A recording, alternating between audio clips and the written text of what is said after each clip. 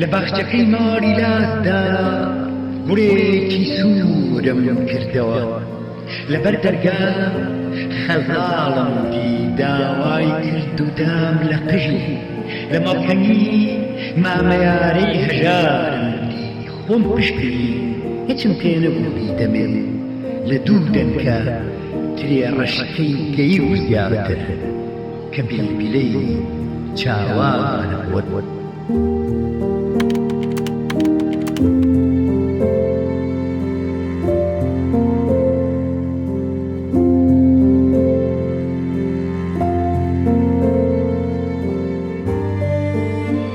مار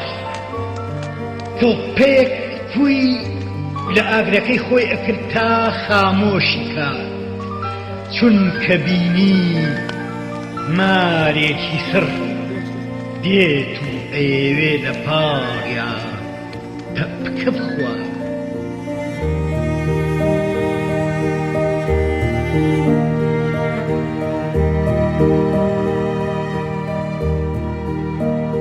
ئەو دەنگی نەتەوەیەک بوو شاعیرێک بوو بۆ ئازادی و خۆشەویستی و سروشت ڕێچکەی هۆنراوی کوردی گۆڕی باڵێکی ئومێد و باڵێکی هیوای پێبەخشی ئەمڕۆ هۆنراوەکانی دەژین نەک بە تەنها لە پەرتووکەکاندا بەڵکو لەم شوێنەدا کە ناوچەی پاراستنی میراتەکانیەتی ئەویش مۆزەخانەی شێرکۆ بێکەسە لە سلێمانی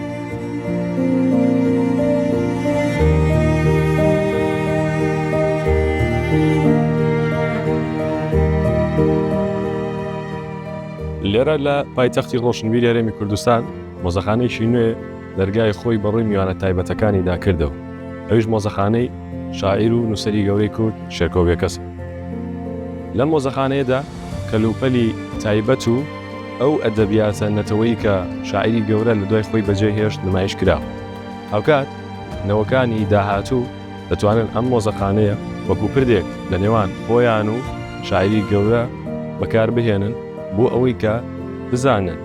لە ڕابردوودا ئەم شاعیرە چی بۆ گەلی کورد کردو چۆن بۆتە خاڵێکی وەرچەرخان لە ئەدەبیاتی کوردیتە هاوکات دەتوانن بێن لێرە لێکۆڵینەوە بکەن و گوێ لە هۆنراوەکانی بگرن و دیدگای بۆ بوارەکانی ژیان هەڵبسەنگێن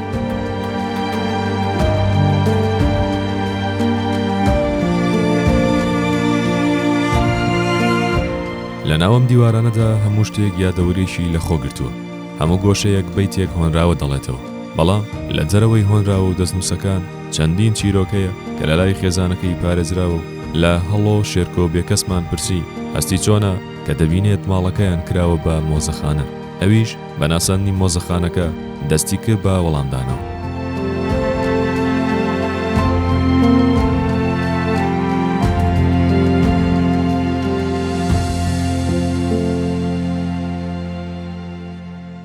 هەندێک کەلوپەلی جارانی خۆی کە بەکار هاتووە لێرەدا کۆپی کراوەتەوانێ و بە نرخێکی شیا و ڕەمزیدانراوە بۆ فرۆشتن هەتاتوانن سوودی لەو بینەوانەکەیان بۆ باڵێ وەکو چوزانم قەڵەم کە قەڵەمی ڕەسازەی نووسی مل پێچە سوورەکەی هەندێک لە دیوانەکانی هەندێک لە کۆپی قاوە هەندێک لە مەدالیای کلیل و ئەم شتانە ئەمانە بۆ بینی کتێبە ئەمانە دانراوە لەگەڵ کۆمەڵێک لەم جانتایانە و هەندێک دیوانەکانی خۆشی وەکو کتێبی یاداشت دەفتەری یاداشت باڵێ خۆتیا نووسینتیاە نووسی زیاتر ئێرە کۆفی شۆپێکە ئەنی بۆ پێشوازی میوانەکان و کڕینێ و کەلوپەلانەی کە بەکار هاتووە وەختی خۆی کۆپی کراوەتەوە لێرەدانرا ژووری ژیاننامەکەیەتی کۆنسێپتی ئەم ژوورە جێڕانەوەی ژیانی شێرکۆیە 10 ساڵ جارێ با بڵێن ئەو ڕووداوە گرنگەکانی ژیانی 10 ساڵ 10 ساڵ جیاکراوەتەوە ینی لەو 10 ساڵە با بڵێن ئەو ڕووداوە گرنگانە جێڕاوەتەوانێ تۆ ناکرێت لە شوێنێکی وە هەموو ژیانی بنووسیتەوانێ بەس با بڵێن ڕووداوە گرنگەکانی ژیانی شتێک سەرنجی ڕاگەشتەمە پێما بێت نمرەکانی ئەمە کاتی نمرەی سنفی پێم وایە سێ و ئەمەشینی سانەی پیشەسازیە ئەم کتێبەش لێران وسراوە کە یەکەم بەرهەمی نووسینی خۆی لە ساڵ 1950 بە ناوی لە دەریای بیردا بڵاو کردوتەوانێ کە محەممەد تۆفیق وەردی پێشەکی بۆ نووسیوە ئەمە کورتە چیرۆکێکە کە نزیکەی 615 وشەیە لێرا بڵاوەتەوە بۆ یەکەم جار لە ساڵ 1950 ینی وەختە تەمەنی 18 ساڵان بووە. لێرای ژیاننامەکەی بەردەوامی هەیە لەسەر شتی ڕەنگا و ڕەنگ لەسەر دایکی لەسەر باوکی لەسەر نووسەرانی هاوڕێی ئەو نامانەی بۆی هاتەوە کەسانی کە لەسەری قسەیان کردووە وەکو ئەحمەدی شامل و ئەو لەسەر مامۆستا شێرزا حەسەن لە تریفەی هەڵبەستەوانە دیوانەکان دەست پێەکە هەتاکو ئەچێتەوە ئەو دی و تا دوا دیوان هەموو دیوانەکان لێرە مەوجودە باڵێ لە تریفەی هەڵبەستەوانەیە بۆ خێراکە مردن خەریکە بگا کە دوا دیوانی خۆیەتی ژیاننامەکە لێرە و بەردەوامی هەیە. ئەمە تابلۆیەکە بە خەتی کۆمەڵێ لە نووسەران و شاعران ئێمە مێژووی ئەدەبی کوردیە کە پێمان ئەڵێ شێرکۆکێتە کوێی مێژووی ئەدەبی کوردیوانە و هەندێکیش لە دەستنووسی ئەو شاعیرە گەورانی وەکو مەحوی و کەمالی و مەلا عەبدوڵڵای جەلیزادە و سەید تایری هاشمی و مەلانە خاڵدی نەقشبەندی خەتی شێرکۆبێکەس خۆی خەتی حەمدی گرنگی بە شاعرانی دیکەش درراوە گرنگی بە شاعرانی دیکەش درراوە بەڵێ ئەنی ئەمە زیاتر جێڕانەوەی مێژووی ئەدەبی کوردی و شێرکۆکێتە کوێ مێژووی ئەدەبی کوردیوانە لەو گۆڕانەیە لەکوێ بەڵێ لەکوێیە و خەتی ئەم شاعرانەش کە لێرەدا دانراوەتەوانێ و بە خەتی شێرکۆش خۆی لێرا هەیە دەستنووسی خۆیان ئەمە کتێبخانەکەی خۆیەتی ئەم کتێبانە هەروەکو خۆی ماوەتەوانێ ئەمە لێرە مێزەکەی خۆیەتی ئەمە کورسەکەی خۆیەتی ئەمە ئەم کتێبانەیە کە خۆی ڕیزبەندی بۆ کردووە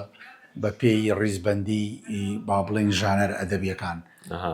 شعر بەجیا چیرۆک بەجیا ڕۆمان بەجیا فەرهەنگ بەجیا ئەمە خۆی جای کردو بەڵێ خۆی جا کردێتەوانێ و مەسەلەن بۆی بە ژمارە بچیتەوە سەری بزانە کام کتێب لەکوێ ئەمە هەندێک لەو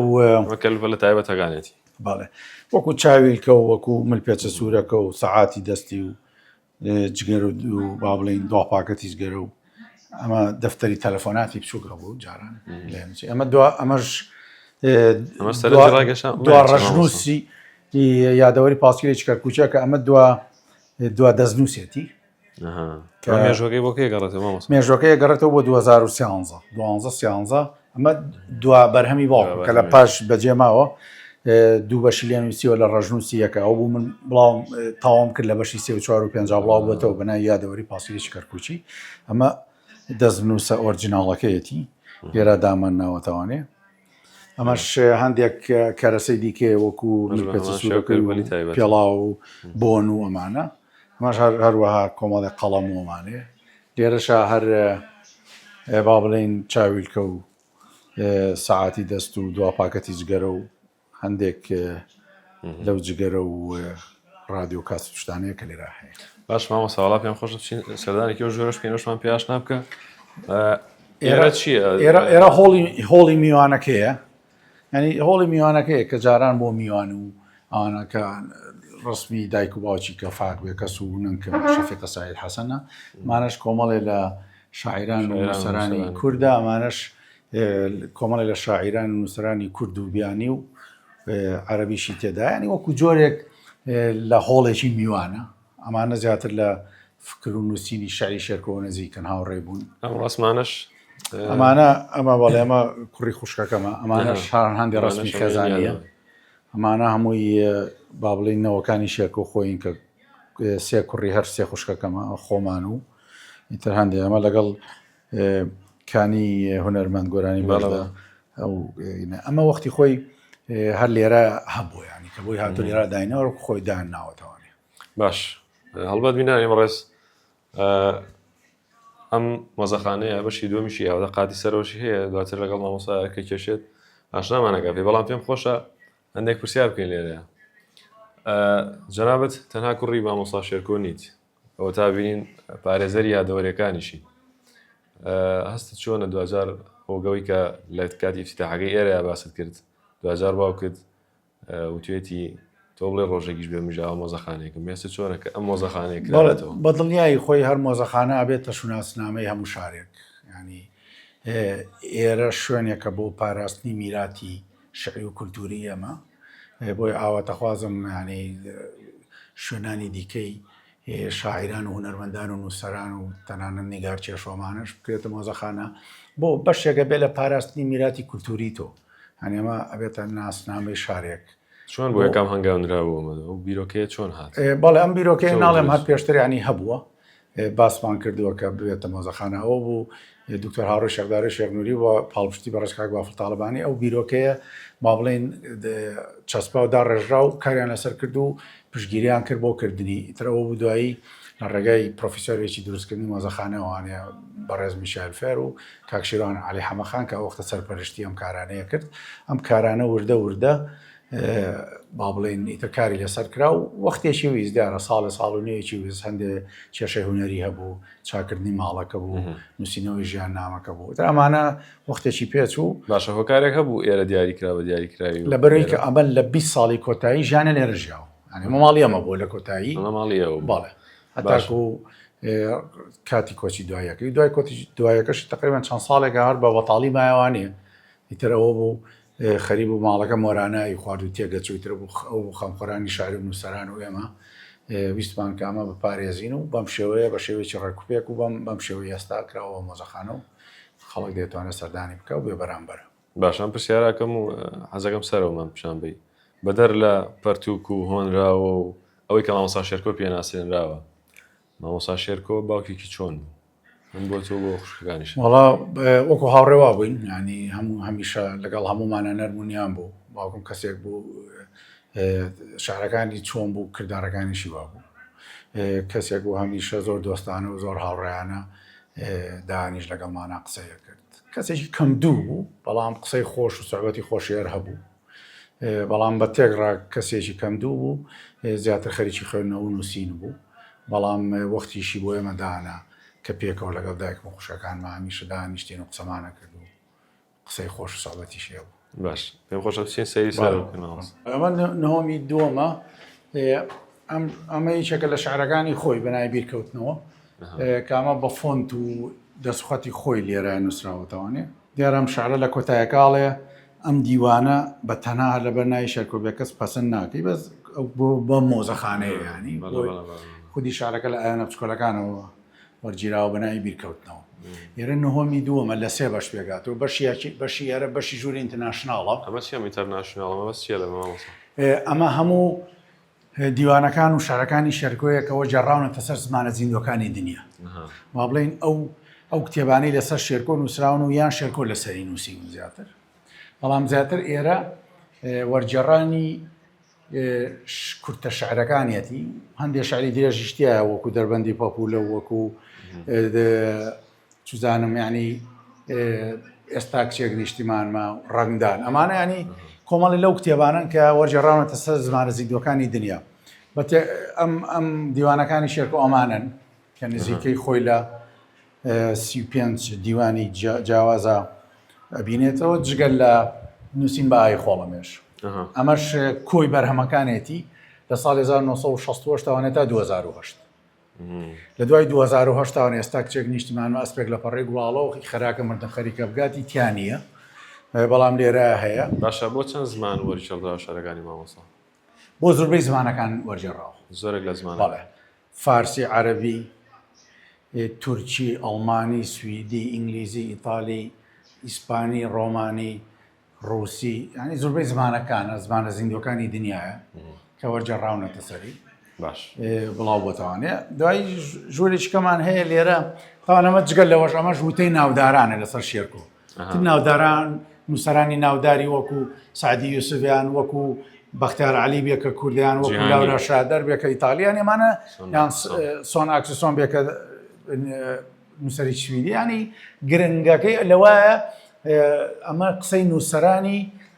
بیانی و کووردە لەسەر شاعیرێکی کورد باش ئەم ژوورێ دیران چێ مامۆستا ئەمە ژووری دیوانەکان ئەو دیوانانەی لێرە بینیتان کۆمەڵە دیوانە ئێرە نمایشکردنی دیوانەکانی شێرکۆیە و نمایشکردنی کارکتاری ناو دیوانەکەیە و خودی دیوانەکەش شارەکان بە دەنگە ڕات یەکەم دیوانیش کاڵ بژێراوە دیوانی کورسیە کە جێڕانەوەی مێژووی شاری سلێمانیە هەر نەخشاندنی سەر دیوارەکان و ئەم وێنانەش ئەبینی هەر نەخشەی شاری سلێمانی پرسیارە بکەم ئەو وێنانە چۆن کێشراون یەکەم جارکەی ڕاستی هەزداگەێنێ وەڵام کە تێڕامێنی دواتر بۆ باڵێ لەبەرەوەی کە خۆ دەزانی کورسی جێڕانەوەی مێژووی شاری سلێمانیە لە دەمی کورسیەکەوانێ ئیتر ئەم کارەکتەرانەی وەکو ئەحمەد موختار بەجیجاف و فایاض بێکەس و شێخ نووری شێخ ساڵح و هەتا دوایی ئەمانە لەناو ئەم دیوانەیە باس کراوە. بۆیە با بڵێن بیرۆکەکە ئەوەیە نمایشکردنی دیوانەکەیە، نمایشکردنی کارەکتەرەکانە لەسەر ڕووپەلی ئەم دیوارانە و خوێندنەوەی شعرەکەی بەدەم. باش مامۆستا شێرکۆ بە نقطە یاخود بڵێن بە خاڵی گۆڕانکاری لە هۆنراوی کوردیا داهاندرێ. چی وای کرد مامۆستا شێرکۆ ئەم خاڵە گەورەیە بێت لە جیهانی شا بۆ شوێی کە باست کرد بناسێنرێ؟ خۆی شێرکۆ شاعیرێکە، شاعرێکی یونیڤەرساڵە، شاعرێکی جیهانیە بۆ لەبەرەوەی شێرکۆ هەموو ساڵێک کاژی شعری خۆی هەمیشە فڕێداوە کە منوتمانی دائما هەمیشە لە نۆکردنەوەی خۆیدا بۆ لە نووسینی شعری کورتە پۆستەرە شعرەوە ببێ بۆ قەسیدەی درێژ و بۆ ڕۆمانە شعر و بۆ چیرۆکە شعر و بۆ شانۆنامی شعری بۆ ئەمانە. شاعرێکیش بووە کە زیاتر لەسەر جیهانبینی خۆی جیاواز بووە، لەسەر سروش نووسیوێتی، لەسەر ژن نووسیوێتی، لەسەر حەقی ژن نووسیوێتی، لەسەر ئازادی خوازانی دنیا، لەسەر نیشتیمان، لەسەر کورد. بۆیە شعرەکانی پەلوپۆدارن. ئەمەوێت ئەو پرسیارە بکەم بەدەر لە بابەتی ئەوە دیسانۆسمەوە ناو بابەتە خێزانەکە بەخۆشی ئاماژەی پێکردووە ماوەیەکی زۆر تووشی دەردەسەری و ئەو بە چەندین هۆکاری جیاواز ئێوە وەکو بنەماڵە چۆن هاوکاری بوون، چۆن پشتیوانی بوون، سەفەری کردووە دواتر چۆتە چەند وڵاتێک بەڵێ بەدڵنیایە پێچانەوە هەر لە سەرەتا شەوانێ هەمیشە ئەگەر لە شاخ بوو بێ لە شاخ بووە، دوایی کە چۆتە دەرەوەی وڵات لە هەموو ئەوانە ڕەنگ نییە ئەمە بتوانین بێتمان لەگەڵی بوو بین هەمیشە. ئێمە لەگەڵ دایک موسێ خوشەکەمە هەمیشە وەکو پەرتەوازە بووین لەم لا بۆ ئەو لە دوجار لە شاخ بووین، دوای چوونەتە ئێران، دوای لە ئێرانەوە چوونێتە وڵاتی سوید و دواتە گەڕاوینەتەوە ئێرە. دیارە خۆ دەزانی ئەم کەسێکی وەکو شێرکۆ هەمیشە کەسێک بووە کە ئەم بەرو ئەو بەرو با بڵین شاخ بە شاخ و دۆڵ بە دۆڵ و شار بە شار و وڵات بە وڵاتی کردووە. بۆیە لە شوێنێک نەبووە نەگیرساوەتەوانێ. بەڵام بەدڵنیایی ئێمە دایکم هەمیشە ئاگاداری ئەمە بۆ ئەم هەموو پێکەوە بین و دوادراریش پێکەوانێکە لە وڵاتی سوید یەکتریمان بینیوەتەوە دوایش لێرە. باشە چی شتێکی تایبەت هەیە من لە مامۆستا شێرکۆیان بڵێ ئەو شتەی تایبەتە و بنەوەیان لە یاد ناچێتەوە؟ وەڵی بەلای منەوە ئەوە گرنگە باوکم قسە و کرداریە، کەسێکی دڵپاک بوو، کەسێک بوو بۆ هاوڕە نزیکەکانی خۆی و بۆ خزم و دۆست و ئاشنا و ڕۆشنانی کەسێکی بەوەفا بوو. بۆیە ینی هەمیشە من کە ئەبینم هەندێک لە نووسەران، هەندێک لە هونەرمەندان هەندێک جار با بڵین قسە و کرداریان لە یەک ناچێت، ناڵێم هەمویان، بەڵام ئەوەی کە لای من گرنگ بوو باوکم قسە و کرداری یەک بوو، کەسێکی بەوەفا بوو بۆ هاوڕێ دۆست و ڕۆشنا و ئاشنایانی هەمیشە بەوەفا. باشە چی وای کرد هەڵۆ شێرکۆگەکەس هەمان ڕێچکەی شێرکۆگەکەس شاعیر بگرە خۆ ڕێچکەی تر زۆر و واری تر زۆر حەز و زیاتر ئارزوی خۆم خولای خۆمە، بەڵام تاوان ئەوەش هێزێکی معنەوی زیاتریش پێ بەخشێ کە تۆ باوک و باپیرە شاعیر بن. لەبەرەوە خوێندنەوەی خۆم، هەوڵ و تەقەلای خۆم، حەزی خۆم بۆ ئەدەب و شەعر، یعنی من پێشتریش کە باوکم مابوو شتەمەرە نووسی، بەڵام خۆ دەزانین دەرکەوتن لە حەزوری شێرکۆیە کارێکی زەحمەت بوو. لە دوای نەمانی شێرکۆ کە باوکم نامێنێ و کۆچی دواییەکە ئەمە ئەو ماشخەڵە بەدەستەوە بگرمەوە ئەو چرای بەدەستەوە بگرم لەبەر ڕۆشنایی شعری باوکم و باپیرمایە. باش حەزەکە بەدەم گفتووەکردنەوە با بچین ئەو ژوورەیە ئێرە هۆڵی ئیڤێنتە جاران با بڵین سەربانی ماڵەکە بوو، ئەمانە دوو ژووری نووسن بوون، ئەمەش با بڵین حەمامەوە دەستی و دوو ژوورە بوون، لێرەوانی ئەبووە سەربانەکە. ئەمە ئاوا لە یەک دراوە، ئەمە کراوەتە هۆڵێک بۆ هۆڵێکی ئیڤێنتە بۆ 50 تا 70 ئەمە نایی بنێم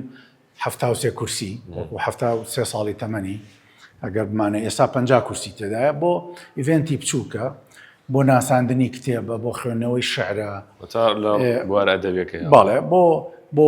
ئەتوانێت بۆ ناساندنی فیلمێ بێ، ئەتوانێت بۆ قسەکردن بێ لەسەر شعر بێ، ئەتوانێت بۆ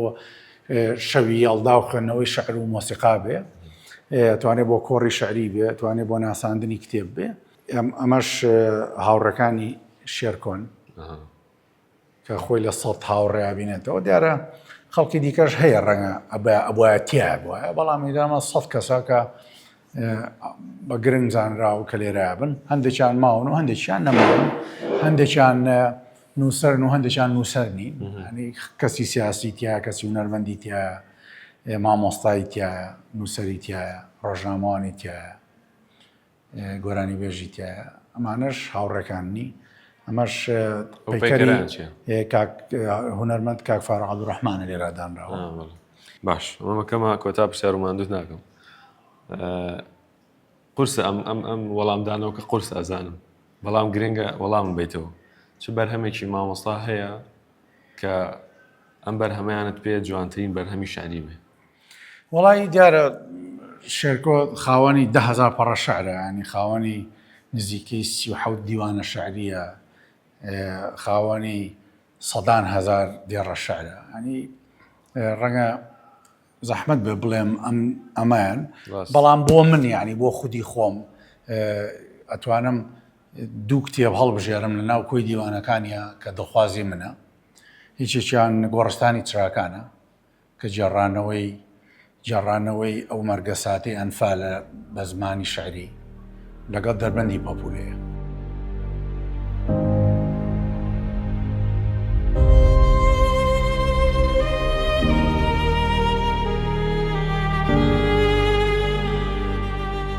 لافاو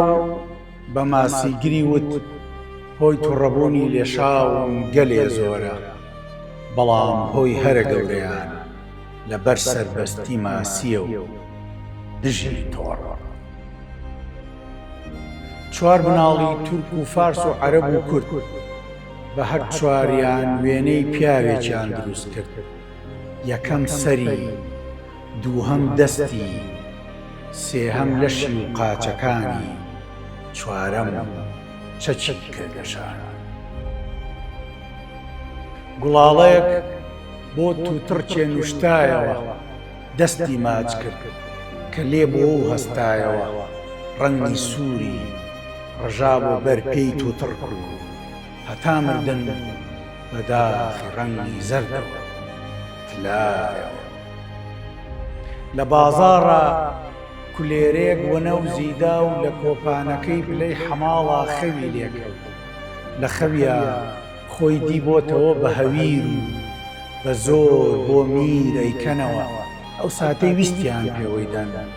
گریا و لە ترسا داڵچڵەچی بلە هاتەوە و کولێرە گریاوە کە چاوی سڕی بۆی پێکەنی وتی ئۆخەی تۆم خۆی تو خەوەکەشم نادە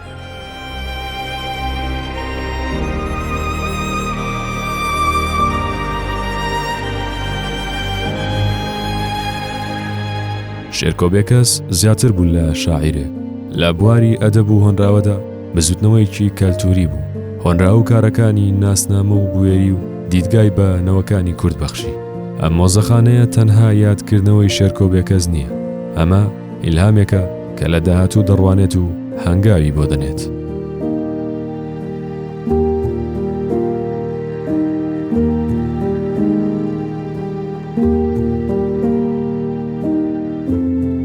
بۆ شێرکۆبێکەس هۆنراوە هەرگیز تەنها مەرەکەبێکی سەر کاغەز نەبووە بەڵکو تەواوی ژیانی بووە ئێستاش ژیانی لە ڕێگەی هۆنراوەکانیەوە لە ڕێگەی ئەم مۆزەخانەیەوە و لە ڕێگەی خۆشەویستی ئەو کەسانی کە لە بیریان نەکردووە دووبارە یاد دەکرێتەوە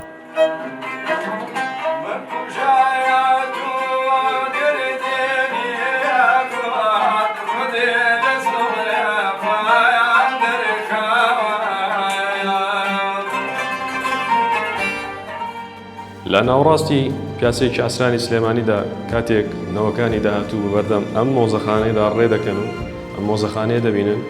چەند پرسیارێکیان لا دروست دەبێت یەکێکیان ئەوەیە ئەم مۆزەخانەیە چییە و ئەو کەسەی ئەم مۆزەخانەی کراوە بە ناوە کێ وەڵامی دوو پرسیارە و چەندین پرسیاری دیکە لەم مۆزەخانەیەدا دەست دەکەین